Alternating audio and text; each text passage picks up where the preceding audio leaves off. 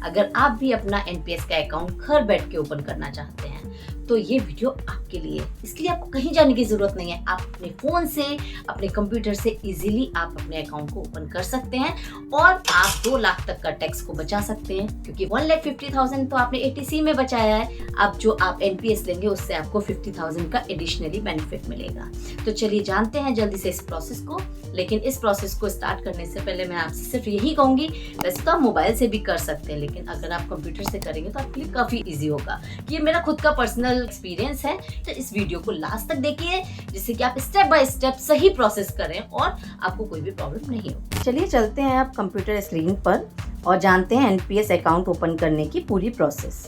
National pension scheme के बारे में आपको मैंने प्रीवियस वीडियो में उसके बेनिफिट बताए थे। आपको बताया था कि उससे आपको कितना रिटर्न मिलेगा और क्या उसके फायदे हैं। अब इस वीडियो में मैं आपको बताने वाली हूँ कि अगर आप अपना अकाउंट ओपन करना चाहते हैं, वो भी घर बैठे, किसी की हेल्प नहीं लेना चाहते, खुद से करना चाहते हैं, तो आप कैसे कर सकते हैं।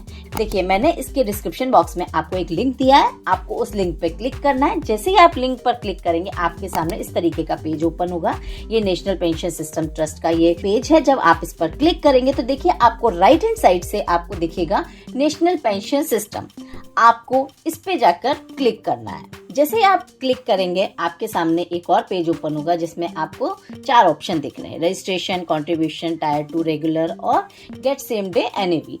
आपको रजिस्ट्रेशन पर क्लिक करना है। अगर आप टायर 2 अकाउंट ओपन करना चाहते हैं तो आप टायर 2 को भी क्लिक कर सकते हैं, लेकिन अगर आप पहली बार आप एनपीएस में रजिस्ट्रेशन कर रहे हैं तो आपको रजिस्ट्रेशन पर जाकर क्लिक करना है। जैसे ही आप रजिस्ट्रेशन पर क्लिक करेंगे आपके सामने इस तरीके का पेज ओपन होगा जिसमें कि ऑनलाइन सब्सक्राइबर रजिस्ट्रेशन का आपको फॉर्म फिल करना है।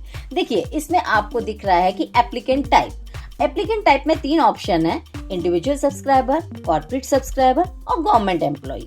आप जिस भी कैटेगरी में आते हैं आप उसको ऑप्ट कीजिए। मैंने इंडिविजुअल सब्सक्राइबर को ऑप्ट किया है। सेकेंड ऑप्शन है स्टेटस ऑफ एप्लीकेंट।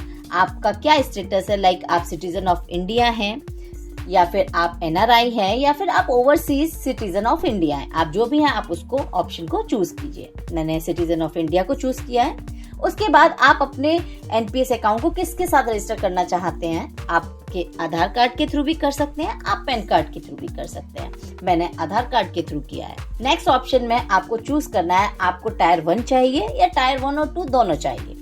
अगर आप टैक्स बेनिफिट के लिए कर रहे हैं और पहली बार कर रहे हैं तो आप टायर 1 को चूज कर सकते हैं। मैंने टायर 1 को चूज किया है।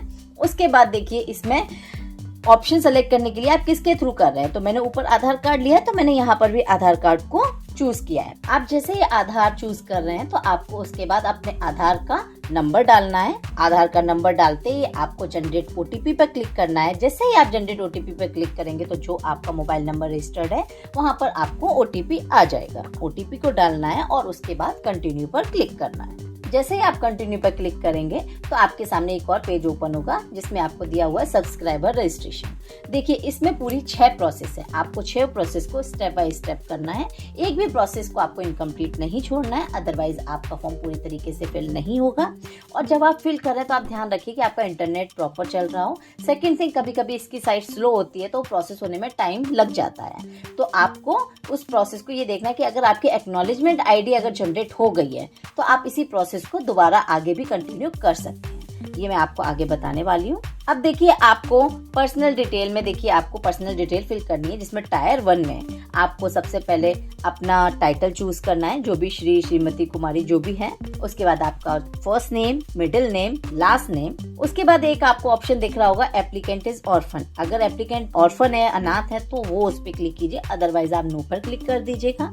उसके बाद आपको जेंडर बताना है अपना, date of birth, place of birth, country of birth और नेशनलिटी। ये आपको डिटेल्स फिल करनी है। अगर आप ऑर्फन नहीं है तो आपको राइट साइड में फैमिली डिटेल्स देनी होगी। आपको अपने फादर का नाम, उसके बाद उनका फर्स्ट नेम, उनका middle name, last name, mother name, first, middle and last name, ये सारी डिटेल्स आपको फिल करनी है। देखिए, लास्ट में जो सब्सक्राइबर मिडिल नेम है उसमें आपको अपनी मदर का नाम डालना है। जैसे ही आप फैमिली डिटेल फिल कर देंगे उसके बाद आपको अपना place of birth, date of birth, country of birth, nationality, marital status, ये सारी डिटेल्स आपको फिल करनी है। देखिए, इसमें दिया हुआ है name to be printed on PAN card. अब पैन कार्ड में परमानेंट जो अकाउंट है उस पर आप किसका नाम चाहते हैं, अपने फादर का या मदर का, जिसका चाहते हैं आप उसको लिख देंगे। आप फादर का चाहते हैं तो फादर लिख दीजिए, मदर का चाहते हैं तो मदर लिख दीजिएगा। उसके बाद आपको मोबाइल नंबर डालकर और ऑप्शन पर क्लिक कर I confirm that my WhatsApp number is same. अगर आपका वो नंबर सेम है तो उस पर आप क्लिक करके आगे की प्रोसेस कर सकते हैं। उसके बाद टर्म एंड कंडीशन को एक्सेप्ट करके आपको स्क्रॉल डाउन करना है। स्क्रॉल डाउन करने के टाइम पर आपको इसमें ईमेल आईडी का भी ऑप्शन शो हो रहा है। आपके पास अगर ईमेल आईडी है तो आप उसको भी यहाँ डालिए, क्योंकि इसके बिना ये प्रोसेस कंप्लीट नहीं होगी। उसके बाद आपको यहाँ पर आइडेंटिटी डिटेल्स में आपका जो पैन नंबर है, पैन नंबर को सेलेक्ट करना है, पैन नंबर लिखना है। अगर आपके पास पैन कार्ड का नंबर नहीं है तो आप फॉर्म 60 भी फिल कर सकते हैं, और अगर आपके पास पैन कार्ड है तो पैन कार्ड को सिलेक्ट करके पैन कार्ड का नंबर डालिए। उसके बाद आपको अपने आधार कार्ड का जो लास्ट का 4 डिजिट है वो आपको डालना है। आपके पास अगर पासपोर्ट है तो पासपोर्ट का नंबर डालिए, वोटर आईडी है उसका नंबर डालिए, और भी जो इसमें ऑप्शन दिए हुए हैं अगर आपके पास अवेलेबल हैं तो आप डालिए। अदरवाइज आप उसको वैकेंट भी छोड़ सकते हैं, क्योंकि ये कंपलसरी नहीं है। जिस पर भी रेड मार्क हुआ है वो डिटेल्स आपको फिल करना कंपलसरी है, उसके बिना आपका फॉर्म फिल नहीं होगा। उसके बाद देखिए, आपको आइडेंटिटी प्रूफ में आपको आधार कार्ड डालना है, उसका नंबर, अपना डेट ऑफ बर्थ जो भी है, बर्थ प्रूफ के लिए आपने अगर आधार कार्ड दिया है, और अगर कोई डॉक्यूमेंट आईडी प्रूफ है तो उसको डालना है। उसके बाद आपको नीचे कैप्चा मिल जाएगा, वो कैप्चा को पास में एंटर करके आपको जनरेट एक्नॉलेजमेंट नंबर पर क्लिक करना है। अगर आपको लगता है कोई डिटेल्स आपकी अभी सही नहीं है तो आप रीसेट पे भी जाके आप दोबारा से इसको कंप्लीट कर सकते हैं। अदरवाइज जनरेट एक्नॉलेजमेंट नंबर पर आप क्लिक करेंगे और आपका एक्नॉलेजमेंट नंबर जनरेट हो जाएगा। जैसे ही आप जनरेट एक्नॉलेजमेंट नंबर पर क्लिक करेंगे तो देखेंगे आपके सामने एक पेज ओपन होगा जिसमें कि आपका एक्नॉलेजमेंट नंबर जनरेट हो चुका है, और सब्सक्राइबर का नाम और जो भी रिसीट डेट है वो भी आपको दिखाई देगी। उसके बाद आपको ओके कर देना है। एक्नॉलेजमेंट नंबर आने के बाद वो नंबर आपके मोबाइल नंबर पर सेंड कर दिया जाएगा। एक्नॉलेजमेंट नंबर अगर आपका बन गया है, उसके बाद अगर ये प्रोसेस बीच में रुक भी जाती है तो आप अगर दोबारा से इस लिंक पर जाकर क्लिक करेंगे तो आप डायरेक्ट एक्नॉलेजमेंट नंबर डाल के अपनी प्रोसेस को दोबारा से पूरा कर सकते हैं। उसके बाद जब आप स्क्रॉल करेंगे तो देखिएगा इसमें please select the tax payer of country, ये जो डिटेल्स है आपको इसमें फिल करना है कि अगर आप टैक्स पेयर हैं, और आप अगर नहीं है तो उस पर आपको नो पे क्लिक करना है। उसके बाद यूएस पर्सन है उस पर आपको नो पे क्लिक कर देना है। कंट्री ऑफ टैक्स रेजिडेंसी में इंडिया सेलेक्ट करना है। उसके बाद 10 नंबर में आपको इंडिया सेलेक्ट करना है। जैसे ही स्क्रॉल डाउन करेंगे आपके सामने आपका flat number, landmark, premises, building का नाम, पूरी डिटेल्स, मतलब आपका जो पूरा एड्रेस है आपको यहाँ पर डालना है, पिन कोड और सिटी और स्टेट और कंट्री, सारी डिटेल्स आपको अपने अकॉर्डिंग फिल करनी है। उसके बाद आपको अपना एड्रेस प्रूफ के लिए अपना आधार कार्ड का नंबर लिखना है। देखिए, अगर आपका करस्पॉन्डेंस एड्रेस अलग है, परमानेंट एड्रेस अलग है, तो आप दोनों एड्रेस डिफरेंट कर सकते हैं, और अगर आपका दोनों एड्रेस सेम है तो आप दोनों में सेम एड्रेस आपको फिल करना है। उसके बाद सेव एंड प्रोसीड पर क्लिक कर देना है। उसके बाद आपके सामने बैंक एंड अदर डिटेल्स आ जाएगी, जिसमें कि आपका जो भी ऑक्यूपेशन है वो डालना है, आपको अपनी इनकम डालनी है। उसके बाद आपको प्लीज सेलेक्ट इफ एप्लीकेबल, इसमें अगर आप जब क्लिक करेंगे तो आपके सामने 2 ऑप्शन दिखेंगे, पॉलिटिकली एक्सपोज्ड पर्सन और related to politically exposed person. अगर नहीं है तो आप नॉट एप्लीकेबल पर क्लिक कर दीजिएगा। उसके बाद नेक्स्ट ऑप्शन है related to politically exposed person, इस पर भी आपको नो कर देना है। अगर आप हैं पॉलिटिक्स से रिलेटेड तो आप उसको यस करके आगे बढ़ सकते हैं। बैंक डिटेल डालनी है, अपना account type, bank account number, IFSC code.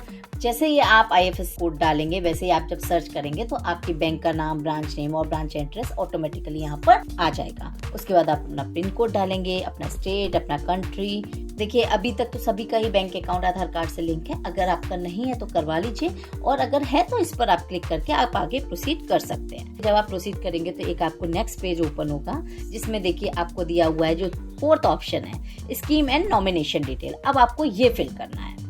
देखिए, जब आप इसमें आप जब सेलेक्ट करेंगे तो देखिए इसमें दिया है चूज पेंशन फंड मैनेजर, क्योंकि एनपीएस में आपको पता है कि जब आप 60 साल के हो जाएंगे तो जो आपका पैसा रहेगा, रेस्ट 40% पैसा रहेगा, वो आपको पेंशन के फॉर्म में मिलेगा। तो आप उसमें से कोई भी फंड मैनेजर जो आपको ये ऑप्शन दिख रहे हैं, Aditya Birla, HDFC, ICI, Kotak, LIC, SBI, UTI, जो भी आपको लगता है आप उसमें से एक चूज कर सकते हैं। उसके बाद चूज योर इन्वेस्टमेंट ऑप्शन, अब आपको अपना इन्वेस्टमेंट ऑप्शन चूज करना है।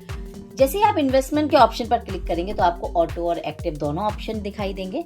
ऑटो और एक्टिव के बारे में मैंने पिछली वीडियो में आपको बताया हुआ है, फिर भी आपको मैं बता देती हूँ। ऑटो में 3 ऑप्शन होते हैं, एग्रेसिव, मॉडरेट एंड कंजर्वेटिव। इसका मतलब ये होता है कि आपका जो पैसा है अगर आप ऑटो में डालते हैं तो आपकी एज के अकॉर्डिंग, अगर आपने अग्रेसिव चूज किया है तो उसमें भी डिवाइडेड है कि कितना % पैसा रिस्क में, मतलब इक्विटी में डाला जाएगा, कितना कॉर्पोरेट बॉन्ड में और कितना गवर्नमेंट सिक्योरिटीज में। ऐसे ही सेम मॉडरेट चूज करेंगे तो मॉडरेट में एग्रेसिव के कंपेयर थोड़ा रिस्क कम होता है, तो आपका पैसा उसके अकॉर्डिंग, परसेंटेज के अकॉर्डिंग डिवाइड हो जाएगा, सेम कंजर्वेटिव के अकॉर्डिंग। लेकिन आपको ये ध्यान रखना है कि अगर आप ऑटो चूज करते हैं तो फिर आपको चेंज करने की कोई जरूरत नहीं है। आपकी एज के अकॉर्डिंग रिस्क फैक्टर को ध्यान में रखते हुए आपने अग्रेसिव चूज किया है तो इक्विटी का उतना % ज्यादा होगा। आप देखिए आपके स्क्रीन पे वो पेज दिख रहा होगा कि इसमें मैंने आपको डिटेल में बताया हुआ है कि अगर आपने ऑटो चूज किया है और आपकी एज 35 तक है या उससे ज्यादा है तो अग्रेसिव चूज करेंगे तो कितना पैसा इक्विटी में जाएगा, कितना कॉर्पोरेट बॉन्ड और कितना government security, same moderate and conservative के बारे में भी। और अगर आप ऑटो में नहीं जाना चाहते, आप चाहते हैं कि आप अपने अकॉर्डिंग करना चाहते हैं इन्वेस्ट, तो आप एक्टिव भी ऑप्ट कर सकते हैं। अगर आपने एक्टिव चूज किया है तो आपके सामने ऑप्शन आ जाएगा कि आपको इक्विटी में कितना पैसा डालना है, गवर्नमेंट बॉन्ड में कितना डालना है, गवर्नमेंट सिक्योरिटीज में कितना डालना है, तो ये आप अपने अकॉर्डिंग डिवाइड कर सकते हैं। अगर आप चाहते हैं कि आप ज्यादा रिस्क लेना चाहते हैं तो आप इसमें भी इक्विटी में ज्यादा पैसा डाल के गवर्नमेंट बॉन्ड, गवर्नमेंट सिक्योरिटीज वगैरह में आप कम डाल सकते हैं। तो ये आपके ऊपर डिपेंड करता है आप ऑटो चाहते हैं या एक्टिव चाहते हैं। जैसे ही आप नीचे आते हैं तो यहाँ पर आपको नॉमिनी की सारी डिटेल्स डालनी है, उसका name, middle name, last name, date of birth, age, relationship और जो भी डिटेल्स दी गई हैं वो आपको पूरी डिटेल्स फिल करनी है। अगर आपका नॉमिनी माइनर है तो माइनर की डिटेल्स डालेंगे और मेजर है तो मेजर की डिटेल्स डालेंगे। देखिए इसमें एक और ऑप्शन है कि परसेंटेज शेयर, आप नॉमिनी के साथ कितना शेयर आप देना चाहते हैं, तो इसमें आप 100% दीजिए, क्योंकि नॉमिनी मतलब अगर सपोज आप नहीं रहे तो आपके नॉमिनी को वो पूरा पैसा दिया जाए, तो यहाँ पर आपको 100% चूज करना है। नीचे गार्जियन वगैरह के डिटेल्स है, ये आपको फिल करने की ऐसी कोई ज़रूरत नहीं है। उसके बाद आपको आपका एड्रेस इसमें फिल करना है। यहाँ पर आपको नॉमिनी का कंप्लीट एड्रेस डालना है, उसका area, pin, city, state and country fill करने के बाद आप सेव एंड प्रोसीड पर आपको क्लिक करना है। जैसे ही आप सेव एंड प्रोसीड पर क्लिक करेंगे आपके सामने देखिए जो ऊपर जो येलो पॉइंट्स चल रहे हैं, देखिए उसमें 5th नंबर पर आप आ जाएंगे, डॉक्यूमेंट्स अपलोड। अब आपको अपना डॉक्यूमेंट्स को अपलोड करना है। देखिए डॉक्यूमेंट्स अपलोड करने के लिए इसमें दिया हुआ है पैन कार्ड। आप पैन कार्ड का अपना स्कैन करके आपको चूज फाइल करके आप अपने सिस्टम से उस फाइल को अपलोड कर सकते हैं। सेम एक कैंसिल चेक का आपको फोटो लेना है स्कैन करके, जिसको कि यहाँ पर आपको चूज फाइल करके आपको उसको अपने सिस्टम से अपलोड करना है। इसमें फोटो का भी साइज बताया गया है कि ये फोटो का साइज ये होना चाहिए, JPEG में ये चीजें आपकी PDF फॉर्मेट में होनी चाहिए। उसके बाद राइट में देखिए आपको दिख रहा है सिग्नेचर अपलोड, आपको एक पेपर पर सिग्नेचर करके उसको भी यहाँ पर अपलोड करना है। जैसे ही सिग्नेचर अपलोड हो जाएगा उसके बाद आपको कंफर्म पे क्लिक करना है। उसके बाद अब तक आपने जो भी डिटेल्स फिल की हैं, आपकी पर्सनल डिटेल्स, बैंक डिटेल्स और बाकी डिटेल्स आपने फिल की है नॉमिनी की, वो सारी वो स्क्रीन पर दिखाई देने लगेगी। यहाँ पर अगर आपको लगता है कहीं पर कुछ मिस्टेक हुई है तो आप एडिट पर भी क्लिक करके आप एडिट कर सकते हैं, अदरवाइज आप आगे प्रोसीड कर सकते हैं। उसके बाद आप देखेंगे आपकी कॉन्टैक्ट डिटेल आ जाएगी। कॉन्टैक्ट डिटेल में भी अगर कुछ चेंजेस हैं तो आप उसको भी चेंज कर सकते हैं। उसके बाद आपको नेक्स्ट पर क्लिक करना है। अपने पूरे फॉर्म को एक बार चेक कर लेना है, अगर कहीं पर भी चेंजेस करने हैं तो आप एडिट पर क्लिक करके चेंज कर सकते हैं, अदरवाइज आप नेक्स्ट करके अपनी प्रोसेस को पूरी कंप्लीट कर सकते हैं। उसके बाद देखिए आपका रजिस्ट्रेशन, जब आप ऊपर देखेंगे जो आपके 6 ऑप्शन है उसमें 3 ऑप्शन कंप्लीट हो गए हैं, रजिस्ट्रेशन डिटेल सबमिट हो गई है। अब आपको क्या करना है, पेमेंट करना है। पेमेंट में क्या है, फर्स्ट टाइम जो Tier 1 अकाउंट है आपको मिनिमम 500 रुपीज से आपको स्टार्ट करना है, तो आप 500 रुपीज से आप स्टार्ट करिए। जैसे ही 500 रुपीज करेंगे तो आपको पेमेंट ऑप्शन आ जाएगा, आपको किस तरीके से पेमेंट करना है आप उस तरीके से अपने आप को पे करेंगे। उसके बाद आपको जो भी पेमेंट ऑप्शन आपको चूज करना है आप उसको चूज करके टर्म एंड कंडीशन पर क्लिक कर देंगे। टर्म एंड कंडीशन पर क्लिक करने के बाद देखिए आप स्क्रॉल डाउन करेंगे। अब इसमें देखिए आपको ऑप्शन शो हो रहा है कि जो आपका एनुअल ट्रांजैक्शन है वो आपको ईमेल के थ्रू आए या आपके पास फिजिकल कॉपी आए, तो मैं तो आपको यही ऑप्शन दूंगी कि आप ईमेल के थ्रू लीजिए, क्योंकि हो सकता है अगर आप आगे इन फ्यूचर में अगर आप घर चेंज करते हैं तो आपको उसमें प्रॉब्लम हो सकती है और ईमेल पर आपकी सारी डिटेल्स आपको मिलती रहेंगी। उसके बाद आप I want e PAN card and welcome kit email only, अगर आप ईमेल चाहते हैं तो आप ईमेल करवा लीजिए और अगर आप फिजिकली चाहते हैं तो आप फिजिकल पे क्लिक करके आप उस ऑप्शन को चूज करके आगे प्रोसीड कर सकते हैं। देखिए इसमें चार्जेस अलग अलग है, ईमेल के 18 रुपीज हैं और फिजिकल के 35 रुपीज हैं। ये सब जब आप करेंगे उसके बाद मेक पेमेंट पर जाएंगे तो फिर आपको उसका पेमेंट करना होगा। आपके सामने बैंक डिटेल्स आएगी, आप जिसके भी थ्रू पेमेंट करना चाहते हैं, UPI, credit card, debit card, आप उसके थ्रू करके अपने बैंक को सेलेक्ट करके अपनी पेमेंट को आप कर देंगे। उसके बाद आपका एनपीएस का अकाउंट है वो पूरी तरीके से सक्सेसफुली जनरेट हो जाएगा। जैसे ही आपका पेमेंट सक्सेसफुल होगा, आपका पैन नंबर जनरेट हो जाएगा। ये पैन नंबर अगर आप जॉब करते हैं तो आप वहाँ पर भी अपना ये पैन नंबर दे सकते हैं, जिससे कि अगर आप जॉब करते हैं तो उस कंडीशन पे कुछ पैसा आप अपनी तरफ से डालते हैं तो कुछ पैसा आपकी कंपनी भी उसमें कंट्रीब्यूट करती है। अगर कंपनी कंट्रीब्यूट नहीं करती है तो आपने जो भी सेट किया है कि पर मंथ आप चाहते हैं 1000 रुपये, 2000 रुपये, 5000 रुपये, जो भी आप चाहते हैं, मैंने यहाँ पर नॉर्मली 500 रुपये से स्टार्ट किया है। अगर आप इससे ज़्यादा चाहते हैं आप उससे स्टार्ट कर सकते हैं और पर मंथ आपका उतना पैसा उसमें से डिडक्ट होगा। इस तरीके से आप अपना एनपीएस अकाउंट ओपन कर सकते हैं। ये वीडियो अपने फैमिली और फ्रेंड्स के साथ शेयर कीजिए। आई होप ये पूरी वीडियो देखकर आपको समझ में आ गया होगा कि आप घर बैठ के अपना एनपीएस का अकाउंट कैसे ओपन कर सकते हैं। और अगर तुम लोग नए हो तो सब्सक्राइब करो, वो जो लाल वाला बटन है उस पर फूट फेंक के मारो या फिर मोमबत्ती, मुझे नहीं पता, बस क्लिक हो जाना चाहिए। बाय।